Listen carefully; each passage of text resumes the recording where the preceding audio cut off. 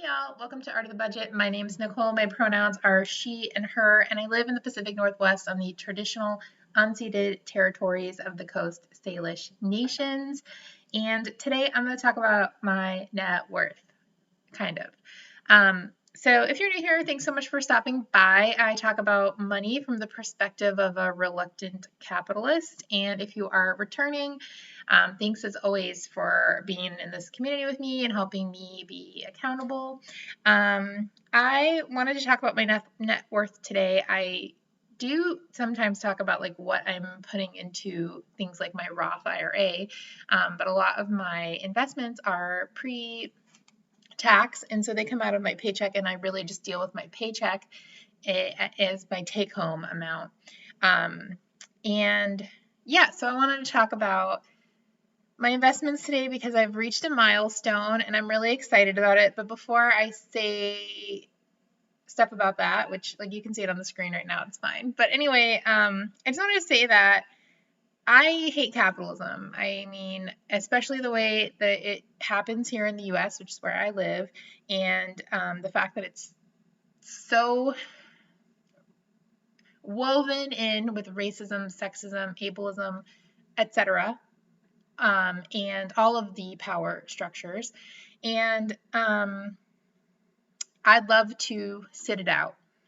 But unfortunately, for folks who don't have generational wealth, it's not really an option. I mean, there are lots of ways to invest, and the stock market, which is the main way that I do, is one option. I like it because it's a very low barrier to access, and things like real estate have a slightly higher barrier of access, at least in my experience, in my situation. But obviously, that's a way that a lot of people who are building generational wealth can invest. And I just wanted to say, like, I think for me, all of this boils down to the fact that we deserve to use this tool if we have access to it and when we have access to it, to be able to do things like retire one day, to build generational wealth for the next generation, and to, of course, you guys know this is important to me, help contribute to improving the way things are so that they can one day be better. Now, with all that said, I just wanted to share my milestone. Okay, so I'm going to lead up to it a little bit more. So in 2015, I moved out here to the West Coast for a job, and it was like really my first like really adult job. I mean, that's not entirely true. I'd worked for public libraries, I'd worked for Planned Parenthood and other an independent abortion clinic. I had really amazing jobs in the past, but I was not at those jobs making enough money to do much more than survive. And a lot of times that was by choice. I mean, I definitely, I don't know how much I talk about it here, but I feel like I try to really acknowledge that I have an amazing social safety cushion. I have always had my family, which has its flaws, but I definitely know that if I didn't have somewhere to sleep at night, my family members would do anything they could to get me somewhere safe, and including their house, or their houses. And I've always had friends that would do the same for me, and I would do the same for them, for my family and friends. And that is an amazing thing to have, and it's something that I really became aware of when I moved across the country and suddenly didn't have it. And that is actually what like set me off on this journey to become financially secure. And yeah, I mean, yeah, it was a huge wake-up call for me. A lot of people don't have that. It's nice that it coincided with having a job where I was getting paid basically twice as much as I'd ever made before in my life. I was making about $46K to start at my job, and I have I'm part of a union, and so there have been planned raises. Um, it's not really merit based, and so I make more than that now. But yeah, that's what I started with. And when I did, I started contributing to a state pension. Now, this, if we want to look at this, I've made it bigger, so hopefully you can see it better. But if we look at this, it starts in January 2018 because that's when I started like recording this stuff. But 2015, I was just automatically contributing to a pension, and not so much. As you can see, in January of 2018, I had $6,500. But in 2018, I guess actually in late 2017, I started contributing to a Roth for the first time. And that is because I was watching all of these amazing folks on YouTube and learning about different options. I could have gotten a 401k, but I made the choice to do a Roth IRA. And at the time, I was contributing $150 a month. I did it through TIA because I had access to that through my job, and I was able to put in this small amount. I started with $150, I guess, in November of 2017. And I did that for a while. And then I started to increase. And I think 2019 was the first year that I maxed my Roth, which was amazing. The idea that I would have $500 left over at the end of the month. Oh, I should say that I moved here and I was making a lot more money, but I sort of moved to a house sight unseen, and even though I had sort of figured out what cost of living was here in comparison to my salary, that wasn't totally right. Things like food ended up costing a lot more. I've since found where to find the good, cheap food. But yeah, I was pretty overwhelmed when I first got here.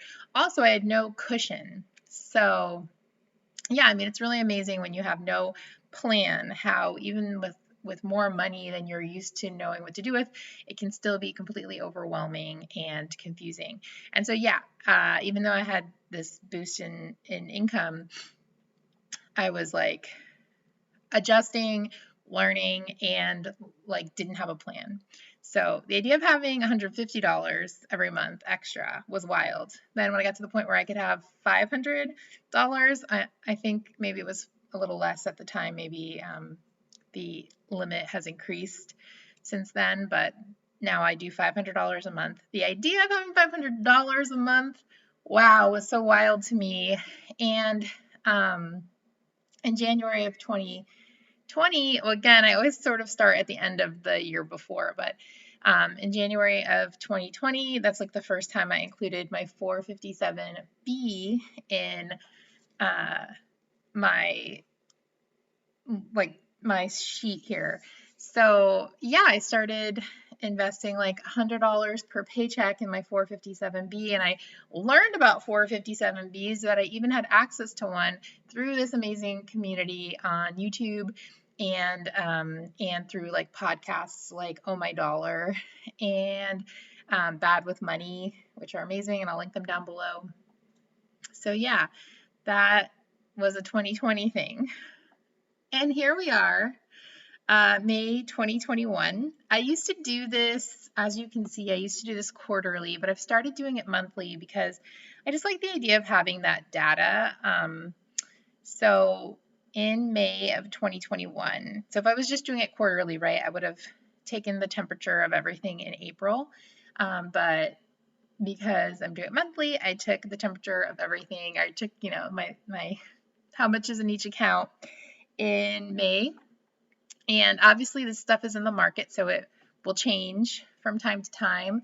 But I'm just going to scooch over here because I made it bigger. Let me move myself. In May, in this month, on the 1st, when I checked all of my accounts, I had gone above the $50,000 mark, which is huge for me. And I know, like, if you're watching this and this is like your game, this is your thing, you know about this stuff, you're probably like, wow, you're 42 and you only have 50K in the market. And to that I say, whatever, man. Like, I'm so proud of myself. In 2015, I had nothing in the market. I had declined anytime a job offered me. I was like, I'm good, thank you. That sounds terrifying. That's going to be a no from me. And so it feels really cool to get to this point. The idea that I could even save this much money, even my 457B, the idea that I could save $5,000 just feels wild. Of course, I have my emergency fund. That was another thing. That was what I did even before I started investing. I was building that up. It's all been this like ongoing journey. And obviously, I'm so privileged to even be able to have access to these funds to put here. But yeah, I am really thankful. I'm thankful for all of like the support I've been given in my life. I'm thankful for the fact that I was able to go get my education in ceramics of all things, and to be able to have a job that pays me a pretty good wage. And then I'm thankful to have access to things like adjunct teaching positions, and community teaching positions and different types of events, and being able to sell my work from time to time, because all of these things go towards these goals. And this is just one little slice, right? If you see my budget, I also share my income with people and organizations that I support. I try to do a lot of different things with my money, and I try to do things that are really consistent with my values, and also bring me joy. Or, sometimes it's like profound joy, and sometimes it's like a fleeting, quick joy. All of those things are important. But yeah, anyway, I just wanted to share that I have passed the $50,000 mark. And in case for anyone who's interested, if you were here from a while ago, you know that I had a personal debt to my parents that I was paying back, and I think it was like in early 2020, maybe I paid that off, maybe 2019. I'll link the video. But I paid that off, and the only debt I currently have is my student loans, which it's a lot. But I'm enrolled in public service loan forgiveness. I'm a little over halfway through, and so that will be forgiven tax-free at some point in the next like 6-ish years. So my net worth is negative, but I'm still really excited to have this investment in my future, in my community's future, and to be able to use this tool. And I will just say that if capitalism falls and we live in a utopia when I'm 65, I will not regret putting this money away. I would say that this is my investment in hope for the future. There's a lot of different ways we could look at this, and I'm going to choose that one. Anyway, yes, I have a lot of criticisms of capitalism. I do not think that just being positive is the only way to go, but I do think that we can use the capital we have access to, especially if we are in positions of privilege. Of course, being a white lady, I have a good amount of privilege, and this gives me access to capital. And so trying to use this, trying to steward this money well for the future, not just of me, but of everyone I love and of the communities I love, I think is the best thing I can do. And it's the thing that I have access to.